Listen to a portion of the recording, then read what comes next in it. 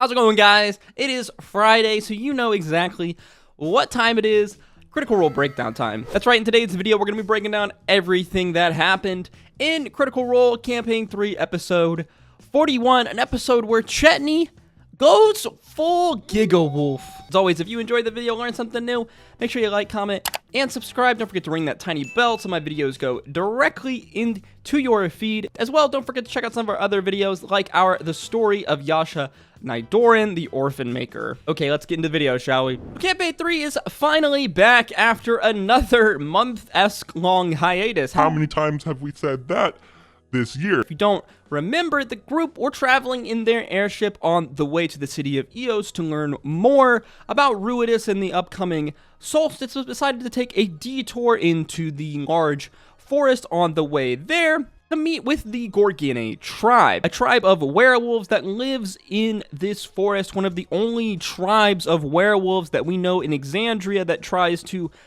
function with their lycanthropic virus in a, I guess, non-evil way. Last episode, the group had touched down, made contact with the Gorgine, kind of becoming friends.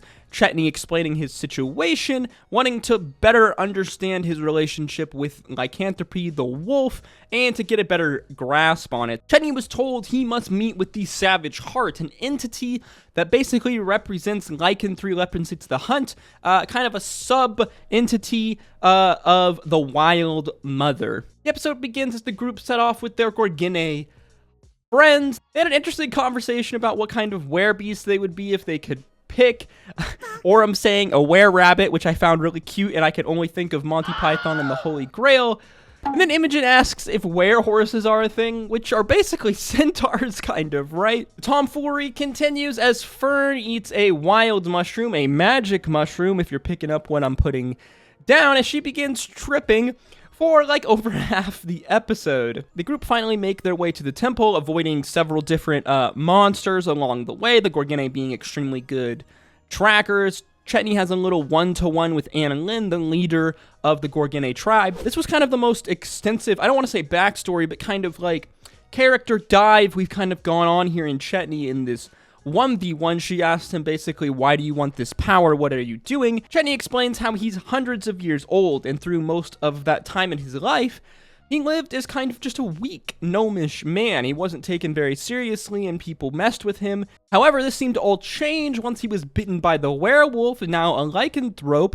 He kind of felt real power for the first time, and Chetney liked the power he felt. While he says he wants to do acts of good using the power of the lycanthrope, he's completely honest in saying that he does also want it for his own purposes. I really liked this interaction between Chetney and Annalyn. I like Chetney's motivation here. I find it very, very interesting. I feel like if anyone has ever been picked on in school or anything like that, or you've ever just gone through, I guess, some bullying, or maybe just some tough times in life, I feel like we can all kind of relate to what Chetney's talking about here. I do Muay Thai. I've done Muay Thai pretty seriously for like 6-7 years now, and it's really funny how much my life I felt like changed before and after.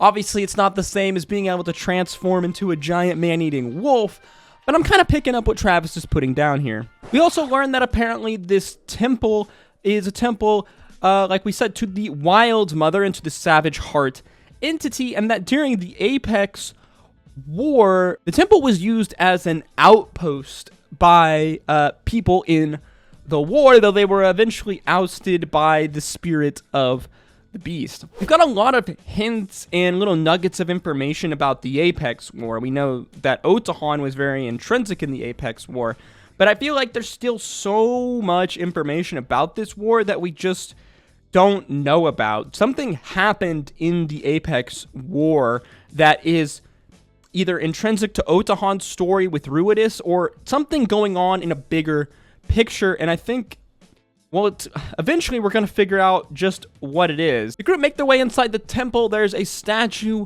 of the Wild Mother there. Chetney calls the spirit of the beast, and his task begins. Suddenly kind of mist and water coalesce around him as Chetney goes full wolf, but not just any wolf, as he transforms into a gigantic white wolf, bigger than his wolf form, maybe double, triple the size. I can't remember exactly how big Matt said he was. And a fight breaks out as now Chetney is the boss character. He gets a new character sheet and a bunch of special abilities. I really love this whole combat kind of scenario for Matt here, this trial from Matt. It wasn't exactly laid out what the party were supposed to do here, so people were very confused. Do we fight Chetney? Do we have to beat him? Do we have to knock him unconscious? What do we have to do here to pass this test? And I love as a DM when you get creative with your combats. We've talked about this so many times, but D&D 5e combat can be so monotonous, and doing something like this where you let one of your player characters essentially be the antagonist in the fight is quite fun. Obviously, you have to have a player that you can trust enough to do this and not metagame, but if you're able to do this in your games, I highly recommend DMs out there setting up an encounter kind of like this, because it is quite fun when all of a sudden you get to turn one of the friends onto their allies. They battle it out with Chet, but he is giga powerful in this state, so the group attempt to go other routes instead of damaging him, trying to break through to the man inside, to the gnome inside, though they are having quite a lot of problems as the influence over Chetney is strong. Eventually, the Laudna and Marisha finally come up with the master plan. You see there is a hole in the roof of this temple where moonlight is cascading in onto Chetney. So Laudna casts darkness on the hole, sealing it as Chetney reverts back to his normal werewolf form, still enraged though. Eventually, Ashton rolls a Giga intimidation check, snapping Chetney out of it as he has overcome the spirit inside of him.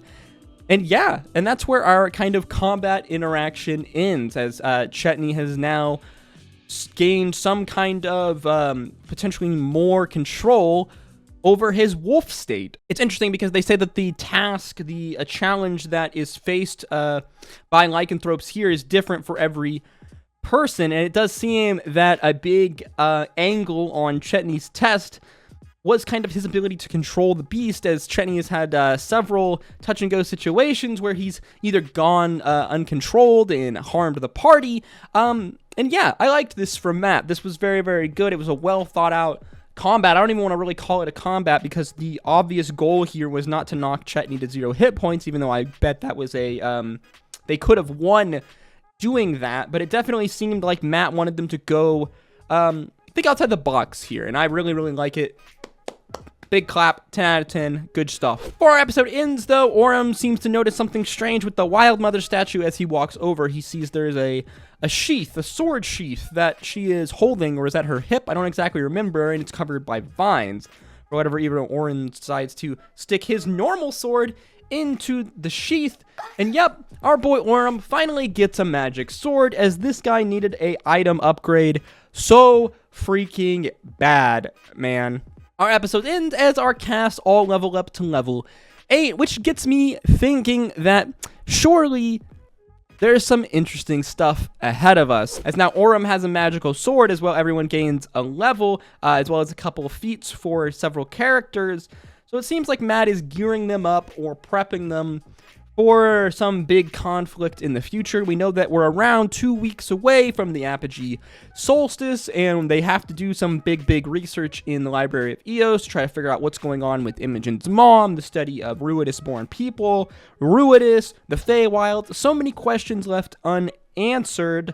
So many theories, but we just don't have too many concrete ideas yet. Critical Role is really starting to heat up. I have a feeling, knowing Matt and what they like to do, that there might be a big cliffhanger here for next week's episode, as I believe that next week's episode is the last episode before Christmas break.